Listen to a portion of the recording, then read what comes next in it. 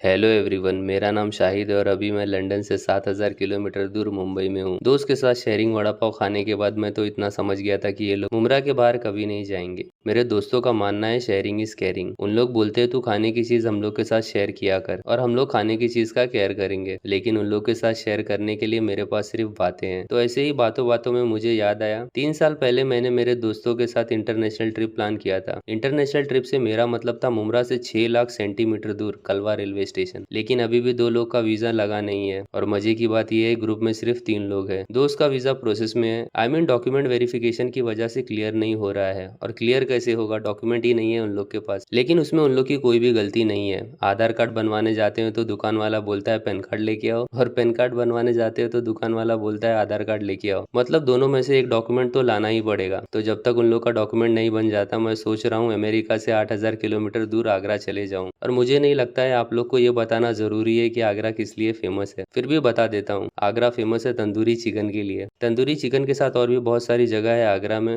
तो बहुत सारी जगह को साइड रख के मैं जा रहा हूँ ताजमहल देखने, क्योंकि तंदूरी चिकन खाने के लिए इतना दूर जाना वर्थ नहीं रहेगा। मैं आप लोग को थोड़ा बेसिक बता देता हूँ ताजमहल के बारे में। ये एक महल है जिसका नाम ताज है, इसलिए इस महल को ताजमहल बोलते हैं। तो आगरा के ताजमहल को साथ में लेके करते हैं ब्लॉग को स्टार्ट। मेरा प्लान ऐसा है कि मैं मेरे भाई के साथ आगरा जा रहा हूँ ताजमहल देखने के लिए। Mumbai to Agra direct flight भी अवेलेबल है, लेकिन फ्लाइट का टाइम मैच नहीं हो रहा है। मुंबई टू आगरा फ्लाइट का टाइम बता रहा है 8,000 रुपया, और वही मुंबई टू दिल्ली फ्लाइट का टाइम बता रहा है 5,000 रुपया।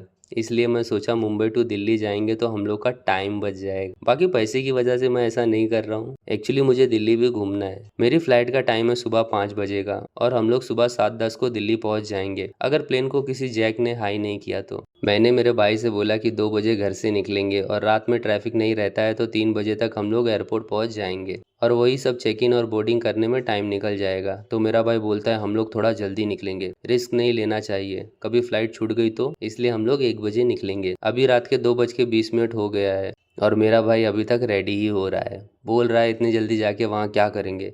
मैं बोला कभी फ्लाइट छूट गई तो मुझे बोलता है फ्लाइट नहीं छूटेगी, तुझे क्या ही पता है। तो 2:30 बजे मैं मेरे भाई के साथ घर से निकल गया हूँ। रात बहुत हो चुकी है तो हम लोग ने सोचा इतना सारा सामान घर में सेफ नहीं रहेगा, इसलिए बाहर ही जाके गाड़ी का वेट करते हैं। तो बाहर आके हम लोग ने गाड़ी का वेट किया तो 2 टन बता रहा है। कैसा रहता है ना, 2 टन की गाड़ी बहुत स्मूथ चलती है रोड पे। तो आप लोग भी अपनी गाड़ी का वेट कर लिया करो। आज मैं ओला बुक करके एयरपोर्ट नहीं जाऊंगा, भाई को कार्डियो करना है तो सोचा पैदल ही चले जाऊं। वैसे भी 30-40 किलोमीटर क्या ही रहता है, 30-40 किलोमीटर ही रहता है। हम लोग चल के जाएंगे तो सफर कट ही जाएगा, लेकिन आहिस्ता आहिस्ता। बट मेरे भाई के दोस्त लोग भड़क गए। उन लोग बोलने लगे हम तुम्हारे पास आते हैं गाड़ी लेके, मगर आहिस्ता आहिस्ता, और तुमको एयरपोर्ट ड्रॉप करेंगे फास्ट फास्ट। 5 मिनट में मेरे भाई के दोस्त लोग आ जाएंगे, ऐसा उन लोग आधे घंटे से बोल रहे हैं। कुछ ज्यादा ही आहिस्ता आहिस्ता हो गया है। अभी हम लोग बिल्डिंग के नीचे मेरे भाई के दोस्त लोग का वेट करेंगे। मैंने मेरे भाई को बोला अपने दोस्त लोग को बोल दे घर से वेट करके आने को। तो मेरा भाई भड़क गया, अरे यार ऑलरेडी बैग में जगह कम है सामान रखने के लिए, और इन लोग की लापरवाही की वजह से मुझे वेटिंग मशीन बैग में रखना पड़ा। 2 मिनट का काम है वेट करने का, घर से वेट करके आ जाओ ना। लेकिन कौन समझाए इन लोग को। थोड़े टाइम के बाद मेरे भाई के दोस्त लोग आ गए हैं। यार 2 लोग को एयरपोर्ट छोड़ने के लिए 3 लोग आए हैं, और सब में ज्यादा ऑड मुझे लग रहा है, क्योंकि मैं मेरे भाई के दोस्त लोग को रास्ते पे देख के रोज इग्नोर कर देता था, और आज एक्टिंग करके अरे भाई हाँ भाई बोल के मिलना पड़ रहा है। गाड़ी में पता नहीं कौन सा गाना बज रहा है, बीच में से फाड़ देंगे धरती में गाड़ देंगे सुनते हुए हम लोग निकल पड़े हैं एयरपोर्ट के लिए। लेकिन जो भी बोलो दोस्त लोग ऐसे ही रहना चाहिए। और एक मेरे दोस्त लोग हैं, शौरमा खाने के बाद एक दूसरे का मुंह देखते हैं कि कौन पैसा देगा। एक दोस्त तो जानबूझ के इतना स्लो खाता है कि सामने वाला पैसा दे दे, और पैसा देने के बाद बोलता है कि अरे भाई मैं दे ही रहा हूँ, और स्लो खाने का रीजन देता है कि डाइजेशन अच्छा होता है। एक बार तो हम लोग भी स्लो खाने लगे। फिर शोरमे वाला सामने से बोलता है भाई रात के 1 बज गए हैं, अब पैसा दे दो मुझे घर भी जाना है। यार मुझे मेरे दोस्त लोग तो सपने में भी गरीब दिखते हैं। गरीब बहुत हार्श वर्ड हो गया इन लोग के लिए। उन लोग गरीब नहीं, एक नंबर के भिखारी हैं। और मेरे भाई के दोस्त लोग टोटली अपोजिट है। लेकिन मेरे भाई का एक दोस्त तो बहुत लंबी लंबी फेंक रहा है, और मैं बस फेक शॉक रिएक्शन दे रहा हूँ। उसको लग रहा है मैं बहुत इंटरेस्टेड ले रहा हूँ उसकी स्टोरी में, तो वो और लंबी लंबी फेंकने लगा। लेकिन ऐसे किसी को जज करना नहीं चाहिए, क्या पता मैं ही सच सोच रहा हूँ और वो जो स्टोरी सुना रहा है वो सच में ही फेक स्टोरी हो। इसलिए नेवर जज कवर बाय बुक। अरे नहीं नहीं, थोड़ा गलत हो गया। नेवर कवर बुक बाय जज। इसका मतलब ये है भाई लोग, कभी भी बुक का कवर जज से नहीं लगवाना चाहिए, क्योंकि उन लोग को कोर्ट में केस स्टडी भी करना रहता है, तो टाइम कम रहता है, तो उन लोग अच्छे से कवर नहीं लगाएंगे। इसलिए बोलता हूँ नेवर कवर जज बाय बुक। लेकिन जो भी बोलो, पता नहीं कैसा अजीब इंसान है ये, बहुत फेंक रहा है। फिर भी मैं मेरे भाई के दोस्त को जज नहीं करूंगा। अभी बज रहे रात के 3:40। मेरे भाई के दोस्त लोग ने हम लोग को एयरपोर्ट टर्मिनल 2 पे ड्रॉप किया। मैंने उन लोग को लाख बार बोला कि प्लेन टर्मिनल 2 पे आने वाली है, तो हम लोग को टर्मिनल 1 पे ड्रॉप कर दो और वहां से हम लोग पैदल चले जाएंगे टर्मिनल 2 पे। लेकिन उन लोग ने मेरी एक नहीं सुनी और टर्मिनल 2 पे ही ड्रॉप की है। एयरपोर्ट के एंट्रेंस पे ही लाइन लगी हुई थी और फिर से मुझे एयरपोर्ट पे एक भला इंसान मिल गया, जिसने हम लोग को बोला देखो सर, और हम लोग बाजू में एक लड़की को देखने लगे। तो वो बोला लड़की नहीं सर, लाइन देखो, अभी आप लोग लाइन से जाएंगे तो 10 मिनट लग जाएगा, इससे अच्छा आप लोग डिजी यात्रा ऐप डाउनलोड करके अपना डिटेल डाल के अंदर चले जाओ। तो हम लोग ने वो लड़की को देखते देखते ऐप डाउनलोड किया और उसके बाद हम लोग ने अपना सारा फ्लाइट का डिटेल उस ऐप में डाला और अपना फोटो भी अपलोड किया। ये सब करने में अराउंड 15 मिनट लग गया। लेकिन भला हो इस इंसान का, जो काम हम लोग लाइन लगा के 10 मिनट में कर लेते, उसने ये ऐप के बारे में बता के सिर्फ 15 मिनट में ही कर दिया। इससे हम लोग का टाइम बच गया। लेकिन कुछ भी बोलो, लड़की तो ब्यूटीफुल थी, बस ड्रेस थोड़ा अजीब था उसका। ऑटो वाले की शर्ट पहनी थी और दोनों शोल्डर पे पता नहीं क्या 3 स्टार बना हुआ था। बोलती है ए हीरो, सीधा अंदर जाना है क्या? हम लोग सोचने लगे कि फिर से कौन कोई नया ऐप डाउनलोड करके अपनी सारी डिटेल डाले, इसलिए हम लोग एयरपोर्ट के अंदर चले गए। अभी हम लोग ने अपना लगेज जमा करा दिया है और बोर्डिंग स्टार्ट हो जाएगी 4:15 को। लेकिन 4:15 तो यहाँ ही हो चुका और हम लोग को अभी गेट नंबर 49 पे जाना है। 10 मिनट ढूंढने के बाद हम लोग को गेट नंबर 49A मिल गया, लेकिन यहाँ पे ज्यादा लोग नहीं दिख रहे हैं। मेरा भाई बोल रहा है काउंटर पे जाके पूछ ले फ्लाइट लेट तो नहीं है। मैंने मेरे भाई को बोला लेट नहीं है, हम लोग टाइम पे आए हैं, और वैसे भी मैं रेगुलर ट्रैवल करता हूँ तो मुझे सब पता है। तो 5 मिनट वेट करने के बाद मैं सोचा ज्यादा ही स्मार्ट बन गया हूँ, एक बार पूछ लेता हूँ काउंटर पे। काउंटर पे पूछा तो उन लोग बोलते हैं सर आपके लिए एक गुड न्यूज है, आपका गेट नंबर चेंज हो गया है, अब आप लोग गेट नंबर 45 पे जाओ। गेट नंबर चेंज होने की न्यूज सुन के मेरी इमेज मेरे भाई के नजर में बहुत ऊपर हो गई। अभी तक वो मुझसे अच्छे से बात कर रहा था, अब डायरेक्ट तू तड़ाक पे आ गया है और बोल रहा है मेरे पीछे पीछे चल, ज्यादा शाना मत बन। तो अभी हम लोग गेट नंबर 45 पे जा रहे हैं। 4:15 का बोर्डिंग टाइम था, लेकिन अभी 4:45 हो गया है और प्लेन का कोई अता पता नहीं है। बहुत लोग आए हुए हैं यहाँ पे, शायद एक पे एक फ्री रहेंगे। हम लोग अब प्लेन के अंदर जा रहे हैं। यार हम लोग के साथ तो स्कैम हो गया। मैं प्लेन का टिकट लिया था, लेकिन इन लोग तो बस में लेके जा रहे हैं। समझ नहीं आ रहा है, जब बस में ही लेके जाना था तो एयरपोर्ट पे क्यों बुलाए। अच्छा है भाई लोग, तुम लोग ट्रेन से ट्रैवल करते हो, देखो प्लेन में तो ऐसा स्कैम चल रहा है। लेकिन मैं चुप रहने वालों में से नहीं हूँ, इसलिए मैं मेरे भाई से बात करने लगा कि रात को खाना खा के निकलना था, अभी भूख लगने लगी है। तो उसने बताया कि तू पागल है क्या, इन लोग बस से सिर्फ थोड़े दूर आगे लेके जाएंगे और वहां से हम लोग को ट्रेन से ही जाना है। अभी हम लोग बस से उतर के एक रूम में जाएंगे जो बाहर से देखने में एकदम प्लेन ही लगेगा। आप भी धोखा खा गए ना, आप लोगों को भी ये एक प्लेन ही दिख रहा होगा, लेकिन ये एक स्टूडियो है जहाँ पे सब टॉप क्लास के एक्टर भरे हुए हैं। भाई लोग आज मैं आप लोग को इन लोग की रियलिटी बताने वाला हूँ। एक्चुअली में प्लेन का इन्वेंशन अभी तक हुआ ही नहीं है। प्लेन बोल के ये लोग एक रूम में लेके जाते हैं और वहाँ पे फोटो शूट करते हैं और वहाँ से फिर से ट्रेन में ही ट्रेवल करना रहता है। आप लोग जो भी इंस्टाग्राम पे फोटो वीडियोस देखते हैं प्लेन का, सब फेक है और पेड प्रमोशन है। इन लोग बॉन्ड साइन करा लेते हैं कि कोई भी अगर सच बोला तो उसके घर वालों को नहीं छोड़ेंगे। लेकिन आज मैं मेरे घर वालों का सेक्रीफाइस सिर्फ और सिर्फ आप लोगों को सच बताने के लिए कर रहा हूँ। मुझे पता है आप लोग को मेरी बातें झूठी लग रही होगी और मुझे पागल समझ रहे होंगे, लेकिन सच को कोई बदल नहीं सकता है। मेरा भाई अभी हम लोग ने जो बॉन्ड साइन किए हैं उसकी फोटो ले रहा है। अभी विंडो के पीछे एक ग्रीन स्क्रीन चालू कर देंगे, जिसमें एनिमेशन की मदद से दिखाएंगे कि हम लोग उड़ रहे हैं। और हाँ, आप लोग बोलेंगे कि आसमान में प्लेन दिखता है, वो क्या फेक है क्या? हाँ भाई, वो भी एक्चुअली में छोटा ही प्लेन है। एक आदमी टेरिस पे बैठ के टीवी और एसी के रिमोट से प्लेन उड़ाता है। आप लोग को लग रहा होगा मैं इतना टफ वर्ड क्यों यूज कर रहा हूँ, रिमोट, एसी, टीवी। तो भाई लोग, फ्यूचर में ये सब का इन्वेंशन होने वाला है। आने वाले 50 साल में दुनिया बहुत बदलने वाली है। लोग अपने अपने घर बैठ के मोबाइल की मदद से एक दूसरे से बात कर लेंगे। फ्यूचर में वीडियो कॉल करने के लिए लेटर लिखना नहीं पड़ेगा, डायरेक्ट मोबाइल से वीडियो कॉल करेंगे। और भी बहुत सारी टेक्नोलॉजी है, जैसे इंटरनेट, वाईफाई, और रास्ते पे घोड़ों की जगह गाड़ियां चलेगी जिसके पास पैर नहीं टायर होंगे। मुझे पता है आप लोग को कुछ भी समझ नहीं आ रहा है और मैं ये सब क्या बोल रहा हूँ, लेकिन आने वाले 50 साल में अगर आप लोग जिंदा रहोगे तो बोलोगे कि ये सारी बातें तो हम लोग के टाइम पे एक महान ज्ञानी इंसान ने पहले ही बता दिया था। यार बातों बातों में मैं दूसरे टॉपिक पे चला गया। अभी प्लेन पे आते हैं, सॉरी प्लेन नहीं, स्टूडियो पे आते हैं। तो मैं बोल रहा था आसमान में उड़ता हुआ प्लेन नकली है। हम लोग को लगता है कि वो प्लेन बहुत दूर है इसलिए छोटा लग रहा है, लेकिन एक्चुअली में वो प्लेन छोटा ही है। अभी आप लोग को लग रहा होगा कि प्लेन उड़ रही है, एक्चुअली में विंडो के बाहर एक ग्रीन स्क्रीन चालू है और मूवी का सीन प्ले हो रहा है। मुझे पता है आप लोग को ये सब एक्सेप्ट करने बहुत टाइम लगेगा। अभी आप लोग ध्यान से देखो, इंटरस्टेलर मूवी में जो ब्लैक होल बताया है वो मूवी के सीन डायरेक्ट इन लोग ने स्क्रीन पे लगा दिए हैं। हम लोग को क्या पागल समझे हैं इन लोग ने? अभी थोड़ी देर में देखना है इंटरस्टेलर का मिलर प्लेनेट, जहाँ पे बिता 1 घंटा अर्थ के 7 साल के बराबर है, वो सीन चालू कर देंगे। देखो देखो भाई लोग, अब और क्या मैं प्रूफ दूं? तुम लोग जाके इंटरस्टेलर मूवी देखो और ठीक 1 घंटा 10 मिनट पे जो मूवी का सीन है मिलर प्लेनेट का वो ही है ये। लेकिन ये मास्टरपीस मूवी फ्यूचर में 50 साल बाद रिलीज होगी। अब आप ही लोग बताओ, प्लेन उड़ रही होगी तो क्या मैं ऐसे बैठूंगा?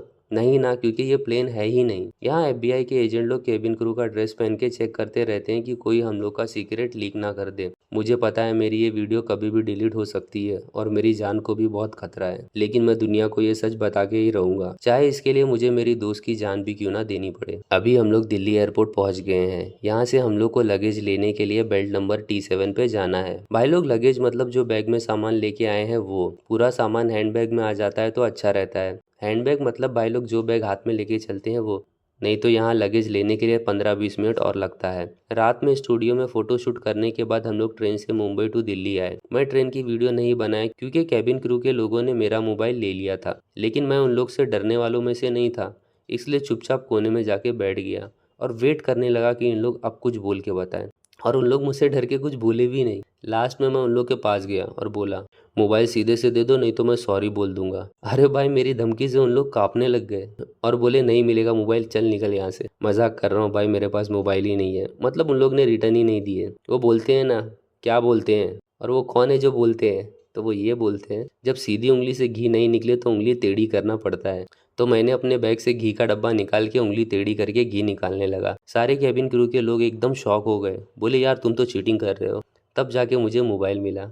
घी का डब्बा बहुत काम में आता है भाई लोग। जब भी कोई मैटर होता है तो मैं ये घी का डब्बा बैग से निकालता हूँ और उंगली टेढ़ी करके घी निकालता हूँ। Matter on the spot solve हो जाता है भाई लोग। मैटर मतलब anything which occupied space and volume. तुम लोग को भी मैटर सॉल्व करना है तो अपने साथ हमेशा घी का डब्बा लेके रखो। काफ़ी देर वेट करने के बाद हम लोग का लगेज आ गया है और अब हम लोग एयरपोर्ट के बाहर जा रहे हैं। यहाँ तो बहुत ही ज़्यादा फॉग है। इंडिया का तो पता नहीं, लेकिन दिल्ली में तो बस फॉग ही चल रहा है यार। इधर बाहर तो बहुत ज़्यादा ही ठंड लग रही है, बहुत ज़्यादा ही ठंड है यार यहाँ पे। ये तो दिल्ली में इतनी ठंड है, मनाली में क्या रहेगा। तो यार बहुत ज़्यादा ठंड है अभी। मुझे क्या लग रहा था एयरपोर्ट के अंदर ठंडी है, एयरपोर्ट के अंदर उतना ठंड नहीं था यार। बाहर तो कुछ ज़्यादा ही। इधर का भी टेम्परेचर है 10 डिग्री सेल्सियस, जो कि एक मुंबई वाले के लिए बहुत ही ज़्यादा रहता है। आप तो समझ ही सकते हैं। 24 डिग्री में हम लोग एसी बंद कर देते हैं 5 मिनट के बाद, और यहाँ पे तो 10 डिग्री में क्या हाल हो रहा है यार। जैकेट पहनने के बाद भी मेरे को बहुत ज़्यादा ठंड लग रही है। मुंह से धुआं निकल रहा है, सिर्फ मुंह से निकल रहा है। तो अभी टैक्सी के लिए बोल रहे हैं। मेरे को एक्चुअली जाने का है यहाँ से मुझे जाने का है ताजमहल देखने, मेरे भाई के साथ। पीछे वो फ़ोटो ले रहा है, तो उसका जैसे ही लेके हो जाएगा फ़ोटो लेना, फिर हम लोग निकल जाएंगे यहाँ से। तो यार अभी हम लोग निकल रहे हैं यहाँ से आगरा ताजमहल देखने के लिए। आगरा में तो ताजमहल ही देखने पब्लिक जाती है, और बाकी क्या देखने जाती है वो तो मुझे पता नहीं है। मैं तो ताजमहल ही देखने जा रहा हूँ। तो मेरा भाई अभी चिल्ला रहा है, मुझे बोल रहा है बहुत वीडियो तूने बना लिया, अभी फटफट निकल यहाँ से, तो लेट हो जाएंगे। सही बोल रहे हो। दिल्ली टू आगरा आप लोग बस, कैब और ट्रेन से जा सकते हैं, लेकिन ट्रेन का टाइम एक 8:30 का है और दूसरा 12 बजे का। और यहाँ से थोड़ी दूर कश्मीरी गेट है, वहाँ से आगरा के लिए बस जाती है, लेकिन बस भी 10 बजे जाएगी। मैं सोचा इतना वेट कौन करेगा, इससे अच्छा कैब से ही चले जाते। और ये ही मेरी सब में बड़ी गलती थी। वो गलती क्या थी आप लोग को व्लॉग में आगे पता चलेगा। एयरपोर्ट के बाहर ही एक बहुत भला इंसान मिल गया हम लोग को। उसने बोला भैया जी कहाँ जाना है। हम बेचारों को भनक भी ना थी कि हम लोग के साथ स्कैम होने वाला है। मैंने बोला भाई आगरा जाना है ताजमहल देखने के लिए और रिटर्न दिल्ली भी आना है। उसने बोला भाई आप एयरपोर्ट के काउंटर पे एक बार फेयर पूछ लो कितना बता रहा है। मैंने पूछा तो इन लोग वन वे का 10,000 बता रहे हैं। भाई इतना तो फ्लाइट का भी नहीं था, कैब क्या शाहजहां चलाने वाला है। फिर वो भले इंसान ने बोला कि मैं 3,000 में आगरा लेके जाऊंगा। हम लोग ने उससे बोले कि भाई ओला का वन वे का 2,500 बता रहा है, तू 5,000 ले ले और रात में रिटर्न हम लोग को दिल्ली ड्रॉप कर देना। फिर वो मान भी गया, बोला बोनी का टाइम है, क्योंकि श्रीदेवी का टाइम तो कब का खत्म हो गया है। और हम लोग उसके कैब में बैठ गए। आधे घंटे कैब चलाने के बाद उसने हम लोग को बोला कि मैं आप लोग को दूसरी कैब में बैठा दूंगा, वो आप लोग को आगरा ड्रॉप कर देगा। आप लोग अच्छे से घूम लेना और वो आपको शाम में रिटर्न दिल्ली भी ड्रॉप कर देगा।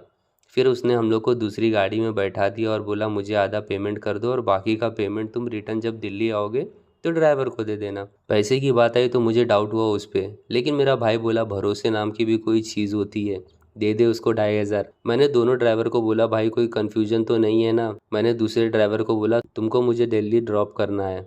वो बोला हाँ हाँ पता है भाई। पहले ड्राइवर ने हाथ मिला के 2,500 लेके चले गया और दूसरे ड्राइवर के साथ हम लोग आगरा के लिए निकल गए। अब यहाँ से क्रिस्टोफर नोलन की तरह मूवी घूमती है। 20 किलोमीटर आगे जाने के बाद ड्राइवर बोलता है भैया आप लोग रिटर्न दिल्ली आओगे क्या, तो मेरी गाड़ी से आ जाना। मैंने बोला आ जाना क्या होता है भाई, तुम रिटर्न दिल्ली ड्रॉप करोगे तभी मैं तुमको पैसे दूंगा। तो वो बोलता है मेरी रिटर्न ड्रॉप करने की बात नहीं हुई है। अरे भाई सीधा पलटी मार दिया। पैसे देने के टाइम पे तो ये हाँ बोल रहा था, पलटी मार रहा है। पहले ड्राइवर को कॉल कर रहे हैं तो उसका मोबाइल स्विच ऑफ बता रहा है। साला ट्रिप स्टार्ट होने से पहले ही इतना मूड ऑफ कर दिया। तो अब हम लोग रिटर्न एयरपोर्ट जा रहे हैं उसको ढूंढने के लिए। ये ड्राइवर भी बोल रहा है मैं उसको नहीं जानता हूँ। जैसे ऑफिस में मेल यहाँ से वहाँ फॉरवर्ड होते रहता है वैसे ही ये दोनों ड्राइवर भी वही कर रहे हैं।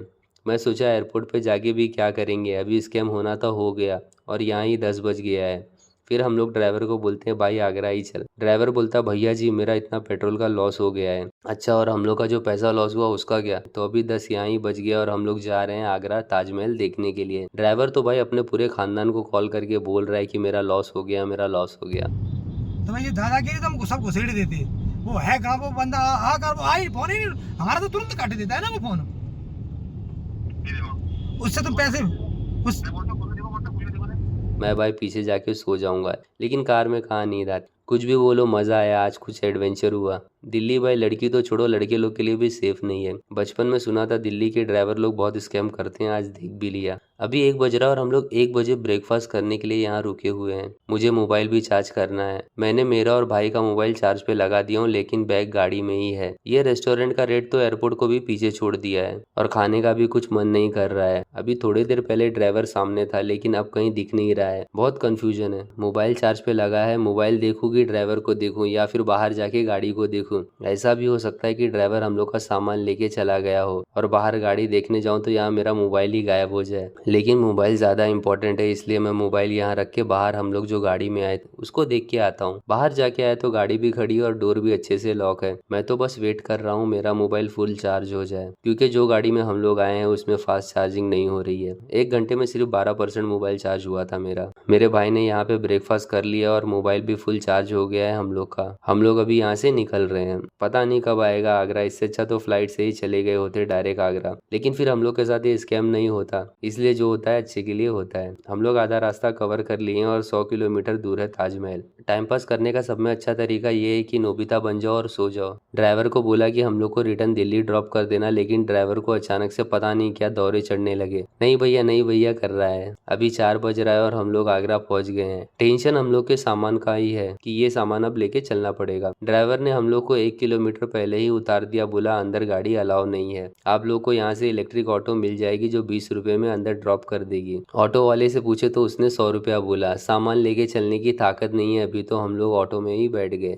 ऑटो वाला 100 मीटर आगे लेके जाके ऑटो रोक दिया, बोला यहाँ से अंदर अलाउ नहीं है, आप लोग पैदल ही चले जाओ। अबे साले जब अंदर छोड़ना ही नहीं था तो ऑटो में क्यों बैठा है हम लोग को। यार इतना स्कैम करते हैं यहाँ पे, हद है। यहाँ पे बहुत सारी शॉप है और हर शॉप वाले बोल रहे हैं कि आप लोग का सामान हम लोग की दुकान में रख दो, अंदर लगेज अलाउ नहीं है। लेकिन भाई अब तो यहाँ सबसे डर ही लग रहा है। पता चला वापस आया तो दुकान ही गायब हो। हम लोग अपना सामान लेके अंदर तक गए और गेट पे गार्ड ने बोल दिया लगेज अंदर अलाउ नहीं है। तो गेट के सामने एक शॉप थी, हम लोग ने वहाँ पे अपना सामान अल्लाह के भरोसे छोड़ के अंदर जा रहे हैं।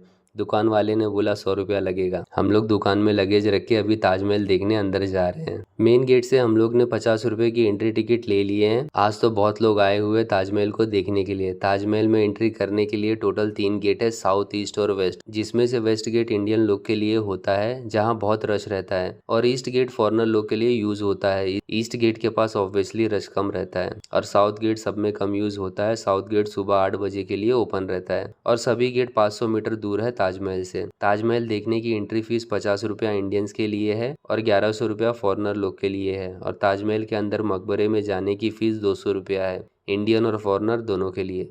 15 साल से छोटे लोगों के लिए ताजमहल में एंट्री फीस फ्री है, चाहे वो इंडियन हो या फॉरनर हो। ताजमहल देखने का टाइमिंग स्टार्ट होता है सनराइज से 30 मिनट पहले और क्लोज होता है सनसेट के 30 मिनट पहले। सनराइज बेसिकली भाई लोग जब एक छोटा लड़का राइस खाता है तो उसका बाप उसको बोलता है सनराइज। और सनसेट भाई लोग जब छोटा लड़का प्रॉब्लम सेट करने की उम्र में लड़की सेट कर लेता है तो उसका बाप बोलता है सनसेट। स्कूल में प्रॉब्लम सेट मैंने कभी नहीं किया क्योंकि लाइफ में ऑलरेडी बहुत प्रॉब्लम थी, और लड़की सेट मैंने कभी नहीं किया क्योंकि लाइफ में ऑलरेडी बहुत प्रॉब्लम थी। फ्राइडे को ताजमहल क्लोज रहता है, तो किसी को फ्राइडे को बाहर गेट से ताजमहल बिना देखे जाना हो तो आ सकता है। आई मीन घर बैठने से तो अच्छा ही है। ड्रोन कैमरा अलाउ नहीं है ताजमहल के अंदर, लेकिन भाई लोग तुम टेंशन मत लो क्योंकि तुम लोग के पास ड्रोन कैमरा नहीं है। ड्रोन कैमरा बेसिकली कैमरा रहता है ड्रोन पे, और ड्रोन भाई लोग जो मैंने आप लोग को व्लॉग के स्टार्ट में बताया था कि नकली प्लेन रिमोट से उड़ाते हैं वो ही। ताजमहल का कंस्ट्रक्शन 1632 में स्टार्ट हुआ था और 1653 में इसका कंस्ट्रक्शन कंप्लीट हो गया था। ताजमहल व्हाइट मार्बल से बना हुआ है, अभी तो मार्बल येलो हो गया है, लेकिन देखने में बहुत ही खूबसूरत है। ताजमहल यमुना रिवर के पास आगरा में है। 42 एकड़ का ये कॉम्प्लेक्स है जिसमें एक मस्जिद और गेस्ट हाउस भी है। 20,000 से भी ज्यादा लोगों ने ताजमहल को आर्किटेक्ट उस्ताद अहमद लाहौरी की मदद से बनाया था। आज के डेट में कंपेयर करें तो ताजमहल बनाने में 827 मिलियन $US अप्रोक्स लगा था, जो कि स्पाइडरमैन की फर्स्ट मूवी का life time box office collection है। आप लोगों ने तो ये तो सुना ही होगा, शाहजहां ने ताजमहल बनाने वाले 20,000 वर्कर के हाथ कटवा दिए थे। ये एक फेक न्यूज है, बल्कि शाहजहां ने ताजमहल बनवाने वाले 20,000 वर्कर से ये कहा था कि तुम आज के बाद कभी भी कोई इमारत नहीं बनाओगे, और उसके बदले शाहजहां ने उन लोग को लाइफ टाइम खर्चा करने के लिए पैसे दिए थे। ताजमहल देख के इसमें कोई शक नहीं है कि ये वन ऑफ द वंडर्स क्यों है। ताजमहल के अंदर मुमताज और शाहजहां की कब्र है। ताजमहल में सब कुछ सिमेट्रिक है सिवाय शाहजहां के मकबरे की। माना जाता है ताजमहल सिर्फ मुमताज के लिए बनवाया गया था, लेकिन शाहजहां की डेथ के बाद शाहजहां को भी मुमताज के पास ही दफनाया गया। कुछ लोगों का ये भी कहना है कि शाहजहां ब्लैक ताजमहल भी बनवाने वाला था, लेकिन ये बात सच है कि झूठ है बोल नहीं सकते। तो चलो जानते हैं आखिर क्यों ताजमहल बनवाया गया। अब ये बात तो सबको पता है कि ताजमहल शाहजहां ने अपनी वाइफ मुमताज की डेथ के बाद उसकी याद में बनवाया था, इसलिए इस महल को ताजमहल बोलते हैं। ये महल सिंबल ऑफ लव के लिए जाना जाता है। 16 साल के शाहजहां को पहली नज़र में मुमताज़ नाम की लड़की से प्यार हो जाता है और 5 साल बाद उनकी शादी भी हो जाती है। शादी के 19 साल बाद आफ्टर डिलीवरी मुमताज़ को ऐसा रियलाइज़ होता है कि अब वो नहीं बच पाएगी, तो अपने आखिरी टाइम में शाहजहां से वादा लेती है कि तुम मेरे लिए एक ऐसा खूबसूरत महल बनवाना जो हमारे प्यार की निशानी रहे। तो क्या शाहजहां ने मुमताज़ को दिए वादे को पूरा किया? जी हाँ। जैसे ताजमहल बनवाने के लिए मुमताज़ का मरना ज़रूरी था, वैसे ही हम लोग को लाइफ में आगे बढ़ने के लिए अपने दिल के करीब चीज़ों का सेक्रीफाइस देना ज़रूरी है। कल रात से सोए बिना नॉन स्टॉप ट्रैवल कर रहा हूँ, क्या यहाँ आना वर्थ है? तो भाई तुम दुनिया के किसी भी कोने में क्यों ना हो, ताजमहल में आना 100% वर्थ है। ताजमहल को देख के तुम्हारा मन ही नहीं भरेगा। ताजमहल की डिज़ाइन से लेके महल को बनवाने की बैक स्टोरी सब बेस्ट है। ताजमहल के लिए बेस्ट वर्ड बहुत ही छोटा है, दूसरे का तो पता नहीं, लेकिन मैंने ताजमहल जब देखा तो कुछ अलग सा फील हुआ, और वो फील आप लोग जब यहाँ आओगे तो ही होगा। ताजमहल को बनाने और बनवाने में जितने लोग भी शामिल थे सब मेरे नज़र में लेजेंड है, और लेजेंड नेवर डाइज। तो आज के व्लॉग में बस इतना ही, मिलते हैं नेक्स्ट व्लॉग में।